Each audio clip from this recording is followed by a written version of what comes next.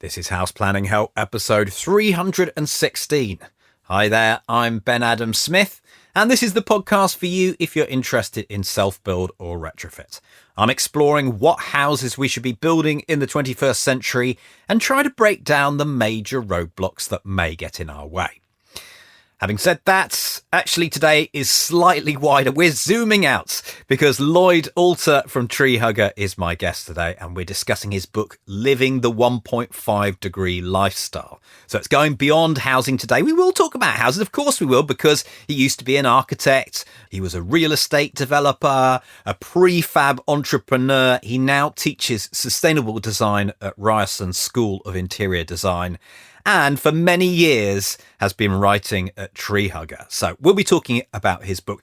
And I thought before we get going, I wanted to say, please support what he's doing, what others are doing as well. When you come across people who are doing these great projects like this, I've always got my eyes open and I'm always thinking, what can I personally do? It might be something as simple as sharing it again on social media, or in this case, yes, buy the book. I'm sure I'm going to remind you again before this podcast's out. So Lloyd is someone I've actually known for nearly a decade now. I can't quite believe it. And he's done a lot of fantastic work. But have you ever looked at the state of the planet and thought, we've got to do something about this? Hopefully the answer is going to be yes to that, by the way. Have you ever changed something that you do, your habits, to be more in sync with the planet? Again, hopefully the answer is yes to this. It might be the food you eat. It might be how you travel, the way you live. Hopefully, if you're listening to this podcast, the house you're building, how you spend your money. It could be any or maybe even all of these areas. Well, Lloyd Alter has taken this to the extreme and carried out his own research project deep in Excel, as we're going to find out more. And he believes that we can all make a difference. One of the big problems in environmental reporting and on getting people involved is the whole question of personal responsibility. Do personal actions matter, or is this all a collective thing? And there was a Guardian headline in 2017 that said 100 companies are responsible for 70% of the emissions. And suddenly it wasn't anybody's fault, it's all the oil companies' fault. And there were all kinds of other people who say, British Petroleum invented the carbon footprint to distract us from them producing all the carbon dioxide. And I fundamentally disagreed with this. We're buying what the oil companies are selling and we're putting it in our gas tanks. It's us. It's the consumption that matters, not the production that matters. And I came across a study that was done by Aalto University and a few other organizations in Finland called the 1.5 Degree Lifestyle that discussed what the IPCC report had said, that we have to keep temperature rise below 1.5%. And they said 72% of emissions come from the choices we make in our consumption. Now, you can question that number, and a lot of people have, but their position was, we decide if we're going to drive, we decide what we're going to eat, we decide how we're going to live, and these are the decisions that drive consumption. So I started going into that report, followed it through, and decided, well, this is the way to plan your life. Look at the various divisions in that book, the mobility, the nutrition, the housing, the leisure, and try and follow this lifestyle. Now, concurrently, at about this time, an activist in London, an erstwhile candidate for being mayor named Rosalind Reedhead, had basically been doing the same thing. And she decided that she was going to live a lifestyle with the carbon footprint that we're going to have in 2050, which is 1 ton of carbon per year. And I looked at that and said, this is impossible. I mean, that's basically background noise. But at 2030, the average carbon footprint that they say that we have to reach, and this is an average for the entire world, was 2.5 tons of carbon per year. And I looked at that and I said, I think I can do that. And basically set up a spreadsheet and started tracking it and seeing if I could do it, and thought, there might be a book in this. And I contacted New Society publishers and said, what do you think? And they said yes. And so that basically started the project of what can I do to produce less than 2.5 tons of carbon emissions for an entire year. It's so interesting because I feel like we're all on this journey.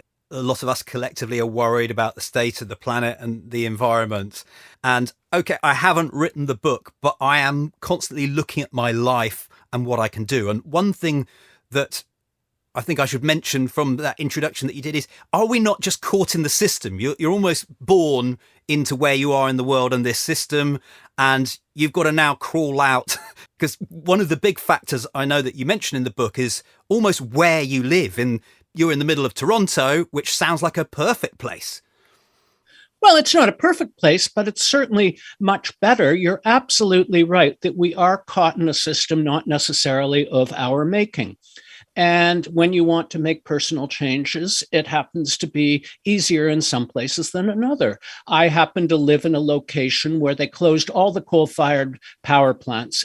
They had built a fleet of nuclear reactors in the 60s and the 70s.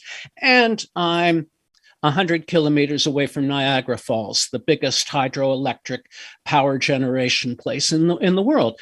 And so the power here is almost entirely carbon free, which means if I'm calculating my carbon footprint and I'm running things electrically, I don't have to worry about it. That's not the case for you. That's not the case for people in the States just 100 miles away, because they've got a lot more coal power. So I started off on a basis where I had it really easy when it came to worrying about electricity. I also happen to be living in a place, I don't think that dissimilar from where you live, where what I'm in is essentially a streetcar suburb. It was designed in 1913 so that I could get off a streetcar, pick up some groceries on the high street, walk home past relatively narrow houses that were built that way so that everybody would be close to that high street. And so for me to say, okay, I'm not going to drive for a year, wasn't really much of a problem at all, because I happened to be in that kind of neighborhood. I was talking to some people in North Bay, Ontario, just last week, and it's a community 350 kilometers north of here where it's really, really cold and everybody drives pickup trucks. All of their food is coming long distance in big tractor trailers. So I said, it's not going to be possible, because society was designed around driving cars. And as soon as you drive a car, you've blown your footprint in this. And so many people live in suburbs where they have to drive cars, or they think they have to drive cars. Well, one of the things that I took from your book is that, okay, consumption, yeah, we're all a bit over the top in all sorts of different areas. However, the e-bike is something that you've made me, well, certainly put this question mark about if there is something that I think might help us. Where we are in particular, you mentioned my location. Well, before I was right in the heart of the town, but I'm a bit further away now. And I like the idea that at some point in the book, you mentioned how it flattens the landscape. So yeah, a lot of the cycling is easy, but if you've got that big hill that you've got to get up, maybe that deters you from going out on your bike. Well, I absolutely think this is a major point. The real e-bike revolution is going to be in the suburbs, not in the cities, because in the cities, people have alternatives. They can walk, they can get good transit, and they don't have long distances, so a regular bike might just be fine. It's the suburbs where there are almost no alternatives to the private car, where the e-bike is going to make a huge difference, because you can go farther without any effort. You can carry big loads without much effort. And you can be not so fit, a little older. When I got mine 3 years ago now, I spoke to the person who had a shop that was devoted to e-bikes and asked her, who's buying them? She said, boomers and delivery people. And that's where it basically started. Well, it's on my Christmas list, so we'll see how we go there. When we look at this 1.5 degree lifestyle and living it, for me, there are a number of things that come up straight away, perhaps just from what I've read in the past decade or so. Flying is obviously going to be a big one, red meat. But what else did you discover? Are there any other things that almost on the next level down that float up to the surface? Well, the one that totally shocked me more than anything else is my obsession with having all the latest Apple products. And so I'm talking to you on my MacBook Pro. I'm looking at a big screen. I've got my watch. I've got my AirPods. I've got my iPad. And when you look at how much electricity these things use to operate, it's negligible because Apple's designed them all to use very little electricity. But when you look at what's called the embodied carbon, the carbon that is released in the manufacture of the products, it's huge. Like my iPhone weighs 80 kilograms when you measure it in the carbon footprint of making it. And I can't lift 80 kilograms very easily. The phone weighs nothing, but that's what went into the atmosphere making it. And I think embodied carbon is a terrible name. I think it should be called upfront carbon because it goes into the air up front. But when you look at everything through the lens of embodied carbon, it changes everything. Everybody says electric cars are absolutely wonderful, but an electric pickup like the one that Ford is like promising the world is 40 tons of carbon and upfront carbon. That's basically a lifetime allowance under the 2.5 tons that I'm allocating per year. So this is a critical point that when you look at things this way, it's very different. All of my Apple stuff turned out to be the biggest part of my carbon footprint after the gas bill for the gas furnace behind me, which is shocking. Yeah. So that was a surprise. We're obviously a housing podcast, so that's going to be of interest to us. Are there any takeaways? We've talked about the location, as in that would really help if you're somewhere that's connected well and there's transport locally. But what else? Well, the key factors that I've learned through this whole thing is so much of this has to do with moderation, with not building or buying any more than you really need. It's the concept of sufficiency. How much is enough? I was reading a recent study by one of the thinkers about this who said that without sufficiency, efficiency is lost. That, you can build a house that's big and really efficient, but because it's big, it's using more energy than a little house would. So this is one point that you have to look at life through this lens of sufficiency. Do you need a car to go to the neighborhood store to get a quart of milk when the bike or the e-bike will be enough, or if walking will be enough? Is my iPhone 11 enough? I used to think, oh God, a new one's out, I want to upgrade. But once I learned about the embodied carbon in it, I realized that I have to make it go as long as possible. So is the 11 enough? Is it sufficient? Yes. I bought it because it has a fantastic camera and it's still got a fantastic camera. So I don't see any real need to upgrade. And when you start looking that way, things last longer, you save money. Now, 10 years ago, if you were designing an efficient home, you'd probably fill it up with polyurethane foam because it's got the best R value per inch of anything. And then it turns out it's got a huge upfront carbon, at least it did until recently. In Europe, they changed the rules so that they had to change the blowing agent that makes it. And so it's half as bad as it was 10 years ago. It's still a fossil fuel, and it's still much worse than, say, using cellulose or, as everybody likes to talk about now, straw, though I think it's sort of hard to work with. So you want to build with the right materials that have the low embodied carbon, and you want to use materials that are relatively local so they're not being shipped very far. And this is, of course, why there's the huge increase in wood construction, the interest in building out of wood for larger buildings, mass timber as it's called. But I think that the issue of upfront carbon has to go way beyond buildings. It has to be in everything that you do, from the car that you buy to the electronics that you buy. When you look at it that way, then you just look at it differently. Yeah, sufficiency, I think we do need to underline is just key. Are there any tips on actually how we become more sufficient? Maybe you are someone who's had a house with a home gym in the past. You like the idea of building a new house with a swimming pool and having a tennis court and just doing all these things. Because I struggle with this sometimes when I'm advising people. I like to say, please use less, but everyone has a different marker of how big their house should be. with what you're seeing in the UK with the increase in fuel prices and everything going mad there because of the Ukraine war, 2 years ago, when I would talk about efficiency, nobody really cared. Like if I was promoting a passive house, I had to talk about comfort and I had to talk about health because energy was so cheap that putting in more insulation didn't pay. Well, that has been totally turned on its head now. What we've got now is we're really worried about building for resilience so that if, in fact, the gas gets turned off, the house won't cool off overnight.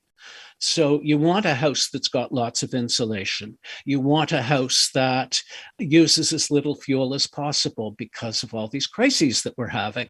And necessarily, if you've got a given budget, and you build better with more insulation and higher quality windows and all of that stuff, you're going to have to probably build a little bit smaller. This is what was always the challenge, wasn't it? The trade-off between, oh, I want the gym and I want the extra room and I want this and I want that, or I want triple glazed windows and I want R50 walls. People would always go for the flash, go for the granite counters instead of the laminate counters, instead of putting in more insulation. I think that the current crisis is going to change people's perceptions a little bit. My home is really a lifeboat, that we've really got to be in something that's not going to leak, that's going to stay warm if the power goes out, that is going to protect my family. These are priorities that I don't think people thought about as close as just before the war. Yeah, with energy prices doubling and ironically the fuel companies are announcing record profits at the same time, which seems ridiculous.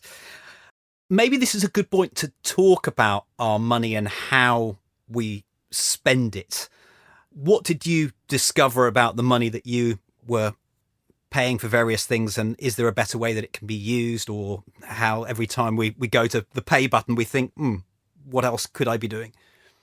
Well, I mean, it is in fact a direct result that if you consume less because you're trying to live a sufficient lifestyle and a low carbon lifestyle, even if you're not trying to save money, you do, because obviously you're buying less and you're being careful in your choices. Like, I do believe that because embodied carbon, for instance, is a function of how long something lasts, that it pays to buy high quality, the best quality, and it pays to maintain it well instead of throwing something away and just replacing it. That these conditions, you might spend a little more for something. You might spend more for clothes because you want clothes that are made of natural materials because they have lower carbon footprint than clothes made out of plastic, fast fashion. So when you buy things that last, you might pay a little more, but overall, when you look at the whole thing, the whole lifespan of it all, you end up saving a lot of money. You know, I'm sitting here right beside my desk. My desk is a 1954 Herman Miller Classic. So I bought it at an antique store for very little money 20 years ago. You go to IKEA and buy a piece of furniture, and it first of all, is giving off formaldehyde gas as all of the stuff dries out. Then if you bought a cheap piece, it doesn't last very long and you're replacing it. And it just becomes worth less and less and less. I like buying vintage furniture. Everything I own is used. And what's happened is that this desk is now worth about 5 times as much as I paid for it at the time. So buying used, buying secondhand, has so many benefits. And again, it's got zero embodied carbon. It's all been paid for over the years already. I actually find as well that I'm quite slow to purchase things because I'm always checking them out and thinking, I'll give you a couple of examples just because they're fresh in my mind. So I've bought a new pair of running shoes, and you could buy something very cheap that's plastic that will probably last you for a couple of years, but then it's going to be dumped afterwards. And that factor of paying a lot more, I think I'm paying about 3 times as much as I would if I'd gone down the other route. Then just moving on to my belt. This was another one that I thought, I had a leather belt that lasts me years and years and years, and then eventually gave way. And then I went through 2 belts that I thought were quite good ones, and they fell apart within a matter of months. And I'm now on trialing an old bike tire actually belt. So I'm going to, but all these sorts of things. I just feel in some ways the pressure of every purchase I make. Well, it's hard. There is a pressure to it. And the problem is that I found in my book, you don't want there to be pressure. You don't want people to feel that life is not going to be as good, as pleasant, or as enjoyable if I start doing all of this stuff. It is. It's just different. My favorite example that I use is I used to love my snowboard. And every winter we would drive 2 hours north to get electrically winched up a hill that then I would slide down artificial snow made with electricity and water pumped from the lake, and then drive 3 hours back. And I thought, well, I can't do that anymore, but I used to love cross-country skiing, and I went and got myself a set of cross-country skis, and I bungee corded them to my e-bike, and I went to the nearest big park. And cross-country skiing is lovely, and it's good exercise, and I wasn't spending 3 hours. I was spending 10 minutes getting there. And so I wasn't trading something for a more marginal experience. I was trading it for a different experience. I found the same thing with food. A big juicy steak is lovely, a lovely thing, and meat every night is great, but red meat, ruminant meat that comes from lamb, goats, and cows has a huge carbon footprint because they're burping out methane in their digestion. But pork is nice. Chicken is nice. Tofu is nice. I have a wife who is a wonderful cook, and she was willing to humor me and cook less of the ruminants and more of the other stuff. And it's not like I didn't have as interesting a diet. I got a more interesting diet because she started looking into Indian cookbooks and Chinese cookbooks and looking at different styles of cooking that basically used less meat and had more options for vegetarian food. So I wasn't really giving anything up except an occasional giant steak, I suppose, which I don't actually miss. Yeah, I think if you start cooking more plant-based food, you develop a taste for it. It's a funny thing, particularly if you've got good recipes. And I will now very rarely order that red meat dish because there are other things that I like. And I think my point before was, even if it does take me time to buy the right item, I'm perfectly happy. I just would like to be doing the right thing. Right. It's not a matter of saying this is less satisfactory, less enjoyable, less pleasurable. I did go through an experience before with my wife who was writing for a website, and we were looking at the issue of local food. So we spent 1 year eating what is essentially a 19th century Ontario diet. And Ontario was then populated by English and Scottish, which meant a lot of meat because you could have a cow standing all winter, and a lot of root vegetables, turnip and more potatoes and more parsnips and all of these things, and no fresh vegetables, anything like that. And she had to be really imaginative. And then when the first asparagus comes up, it just tastes so glorious. And the first strawberries come out and they just melt in your mouth. And you realize that this life of imported food is not necessarily a better one. And this is a real lifestyle change. I have to tell the story of my mother, who grew up in the Depression with no fresh vegetables in winter, and then in the 50s with canned, and then with the 60s with frozen.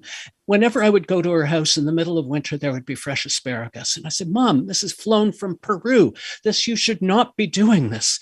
She said, I've gone through this whole life where I couldn't get this. This is the most wonderful miracle of modern technology that I can get fresh asparagus in January. There are a lot of people who think that. You have to change the attitude and realize, well, what is the cost of that?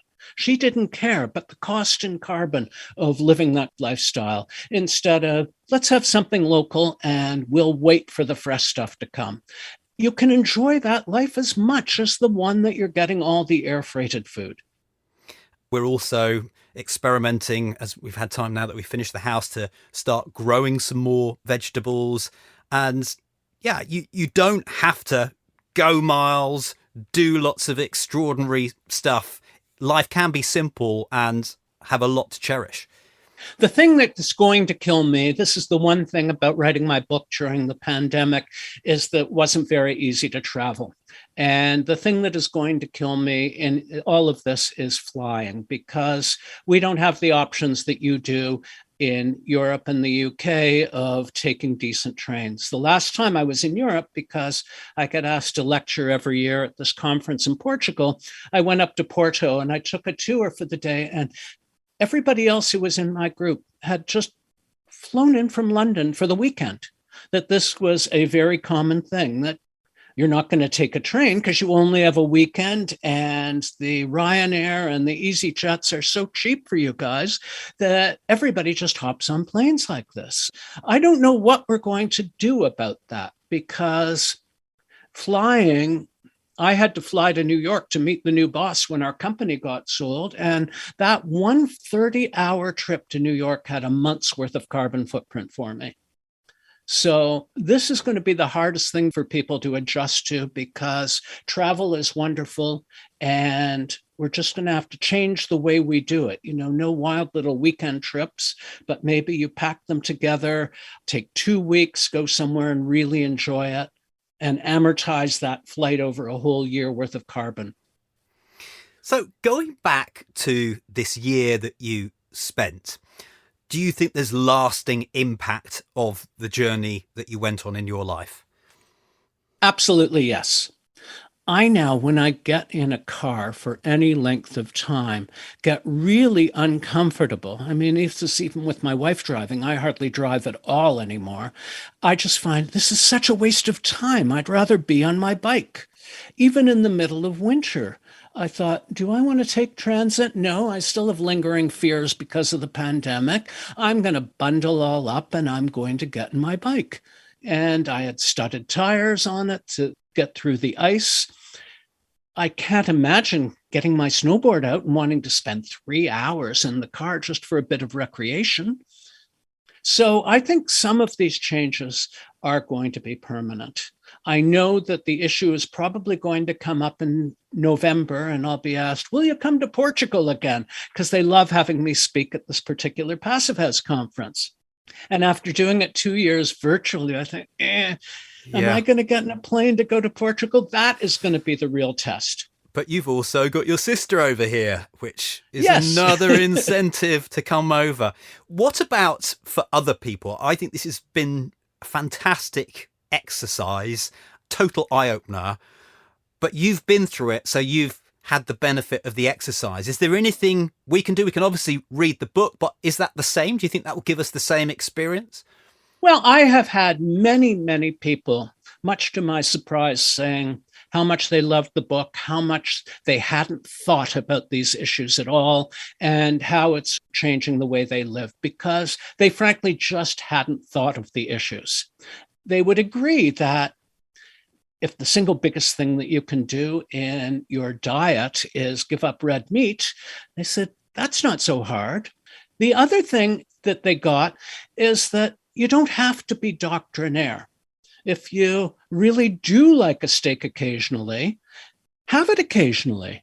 Because again, you're saying, I'm cutting back on the things with the biggest footprints.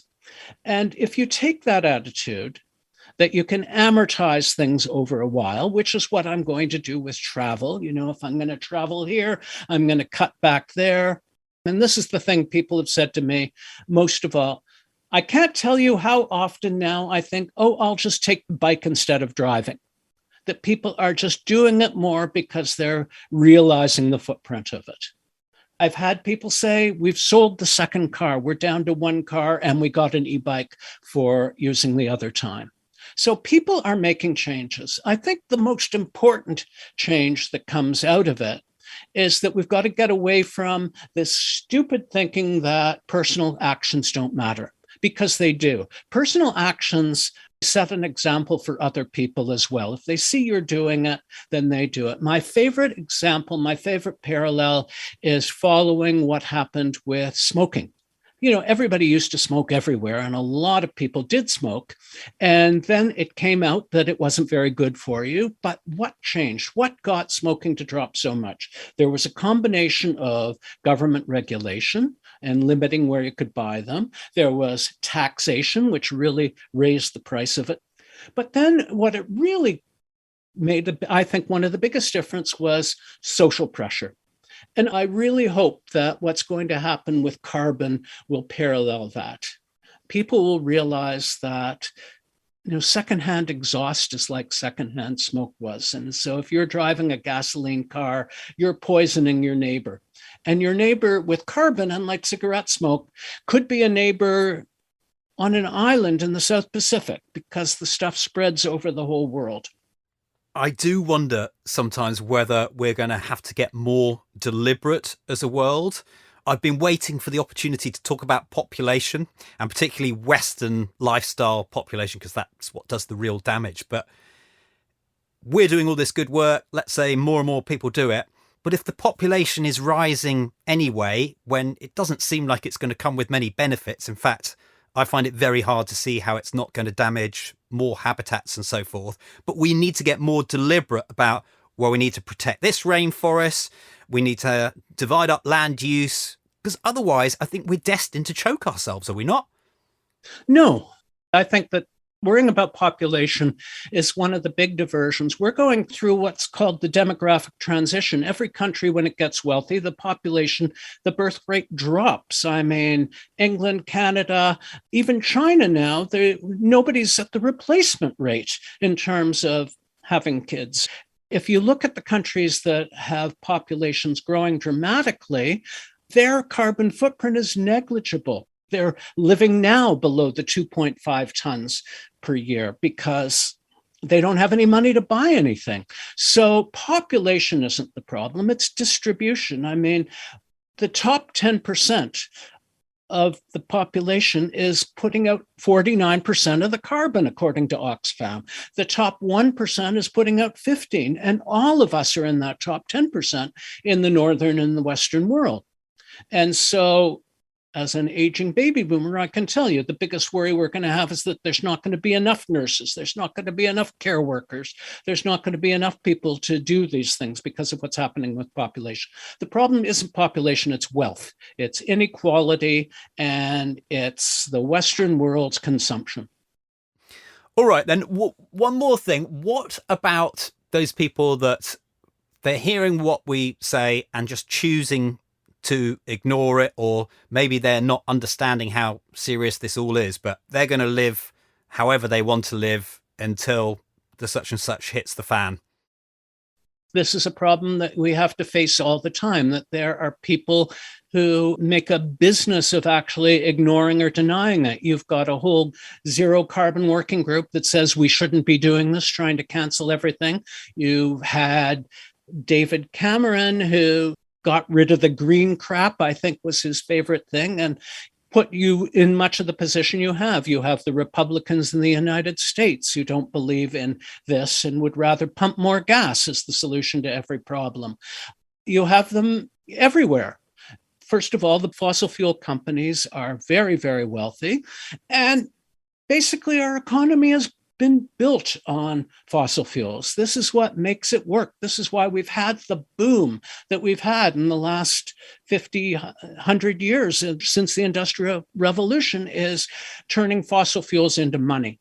So how you decouple that is the problem of our age. How you can still have people making money without fossil fuels is the problem that we have to face. And I couldn't believe it that in places like British Columbia, Canada, that last year got hit by fires, they got hit by heat waves, they got hit by floods, they got hit by every single thing that climate could throw at them. And they still have people out there who are saying, oh God, we can't be dealing with this climate change and carbon prices because it's too expensive. So if it's staring people in the face and they don't want to deal with it, I don't know what the answer is. I also feel we all have a part to play. But I think it's fantastic what you've done with this book. What happens now? Are you just trying to proliferate this material? Well, I'm trying to do exactly that. And I'm doing a lot of talking about the book.